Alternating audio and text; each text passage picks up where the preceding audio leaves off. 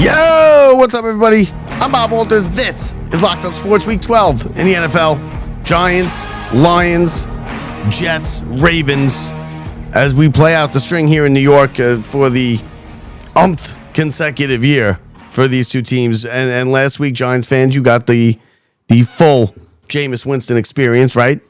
Some great throws, some great plays. He commanded the game, long drives, looked good, looked great at times. But then in the end, he threw a pick in the end zone that just broke your heart and killed you, and ended up being the difference in the game for the Giants and the Packers. And listen, I mean, you knew what you were getting, right? You already knew before I told you last week that you're going to get that from Jameis Winston, and it's exciting, and he keeps it close, and he does a respectable job at the position. And he's not Jaxson Dart. He's not a kid, but he loves to play, and he brings enthusiasm, and he kept it close. But in the end, he turned it back into a pumpkin, and he threw a pick in the end zone that cost you the game. So that's what you're going to get from Jameis Winston. You're going to get the same thing this week. And I think the Giants played okay last week, right? I think the Packers are overrated. I told you I think the Packers are overrated. I don't think they're as good as people think they are.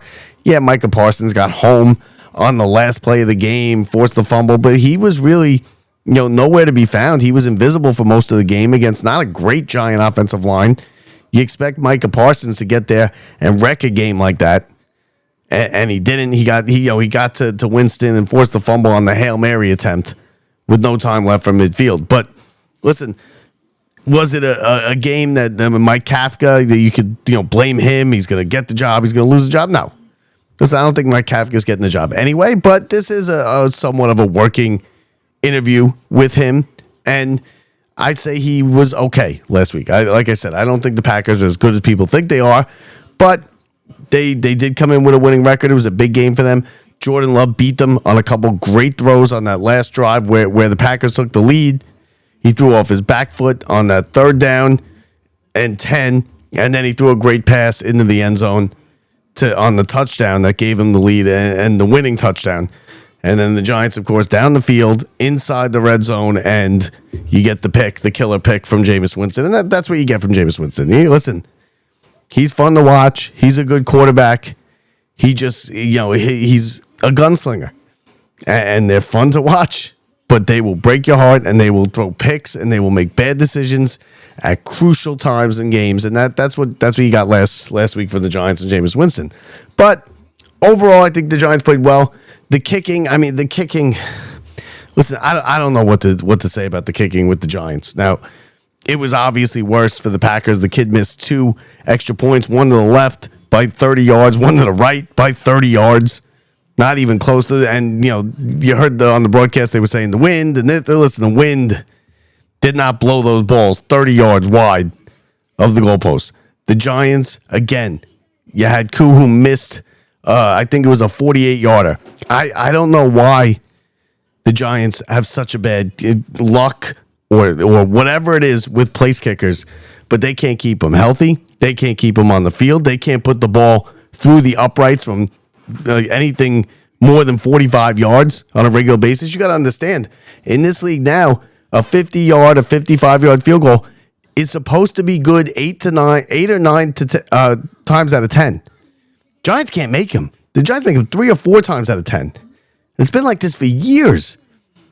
Like, teams are routinely kicking 60-yard field goals in this league. They're setting NFL records multiple times in a season for longest field goals.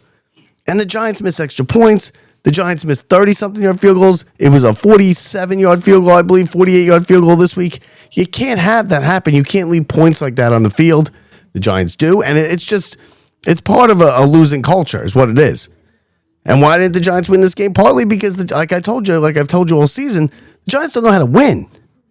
This isn't a team that knows how to win and knows how to close a game out. Okay? They couldn't get to Love on that last drive. Yeah, he made some great throws off his back feet and placed him in there on good coverage. You got to get to the quarterback. We've been told how many times that this team has X amount of elite pass rushers. And if you can't go get the quarterback and get a hand on him on a drive where he's throwing, you pin your ears back, you go get the quarterback, and they couldn't do it, time after time after time again. And the Packers aren't much better. And like I said, I don't think the Packers are any good. But Micah Parsons couldn't get anywhere near the quarterback. He was invisible until the last play of the game. He finally got home. He forced the sack, but that's a Hail Mary situation. That's not a game-changing play. That's not Micah Parsons wrecking the game or anything, which Micah Parsons could certainly do in a game like that. But to have the Giants be so close and in the red zone, and to throw the pick, yeah, that's Jameis Winston, but it's also the Giants not knowing how to win. And that's a problem. And it's going to be like that until they win some games. And I don't think Mike Kafka is the answer. I think the GM's going to have to go. The defensive coordinator is god awful, right? Like I said again, the teams just go down the field on the Giants on these last drives, and they just put it in the end zone every time. The Giants defense can't stop anybody in a big spot. 3rd and 10. You're not supposed to give that up if you're a good defense. If you got elite pass rushers, you go after the quarterback and you get the quarterback on that last drive. Giants never do that. Never. And until they learn to do that, or they get the players to do that, because they might be overselling us on these elite pass rushers, then they're not going to win football games. And they're going to be a losing team. Now, I'm not going to get into the coaching search and who should coach and who's on the list and the rumors. But that stuff's going to all play itself out in the offseason. All right?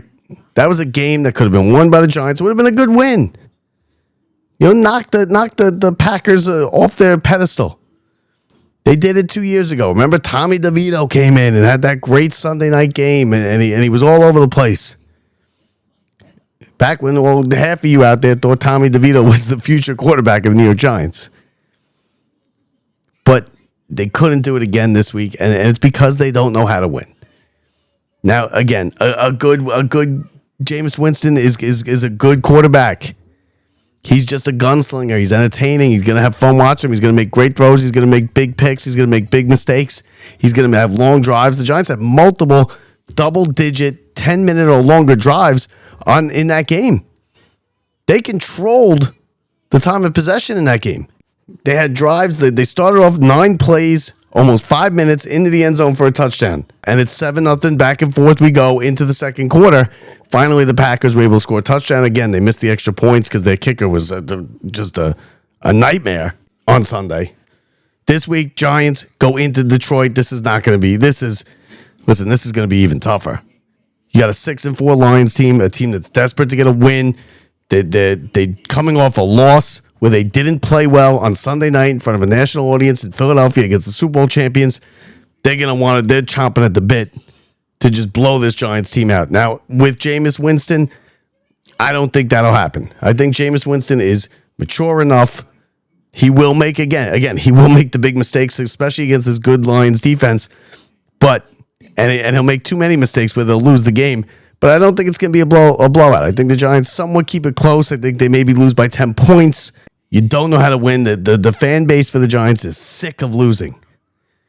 They are sick of losing. And the front office has already come out and said that we care about these last few games. We're not playing out the string. We're not looking at it like we're playing out the string where, we don't care what happens. Just go out there and don't embarrass us. Because the embarrassment has happened now over years. The brand is nearly ruined for the Giants. That's how bad it's been with these coaches that they pick, and they're terrible, and the teams are terrible, and the defense can't stop anybody, and they can't get to the quarterback, and they make big mistakes late in games, and now they're just losing close games.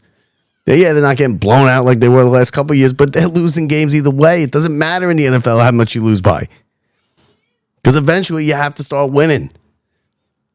And this team's a long way from winning. I know you say they got the quarterback, and they do have a quarterback who looks good, and they got the receiver coming back next year. But who knows how good Neighbors is going to be coming off of this injury? It might take him a while. The Giants are looking at another maybe losing season next year, which is why I'm not rushing Dart back. All right, he's obviously not going to play this week. You're gonna get Jameis Winston experience again. And I think it's good for him to go in there and play against Detroit. He loves to play. He loves to compete. And he's going to keep you in the game. I just don't think the Giants have anywhere near the firepower that to stop the Lions. Lions offense is not as good as it was last year.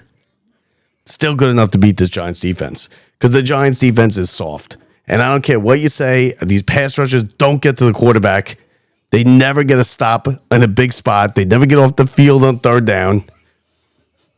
And just look at last week. On that last drive, Giants get a stop there. They win the game. That's a big win.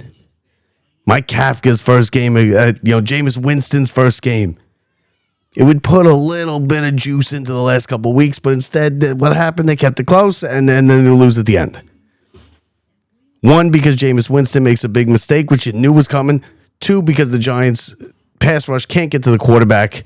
They can't stop anybody in a big spot. They can't stop teams that are going down on game-winning drives. They just can't. And until they learn to do that, until they learn to close these games out and win, it's going to be a lot of games like last week. And it's frustrating. It's frustrating as hell for any Giants fan, myself included. I was going to a wedding, so I was kind of in and out of the game. But, I mean, listen, I've seen it a million times. And I thought maybe I was sitting there saying that as the Giants are driving down the field with 30 seconds left, under a minute to go, they're inside the red zone. I said to myself, listen, Jameis hasn't made the big mistake yet. Maybe this is, he has a game where he doesn't make the mistake. And right as I said that, he overthrows the receiver in the corner of the end zone, picked. Game over. Forget about the last play with 10 seconds left. That was a Hail Mary. Game over. Jameis Winston, the Jameis Winston we all know, showed up at the end. And then why was he even given the chance to show up? Because the Giants defense stinks and can't stop anybody when it matters. And it's going to be the same thing in Detroit this week. Detroit needs this game. They're 6-4. Like I said, they're coming off a bad loss where they just couldn't get anything going offensively. I expect a good showing by the Lions. That's a tough place to go into and play in Detroit.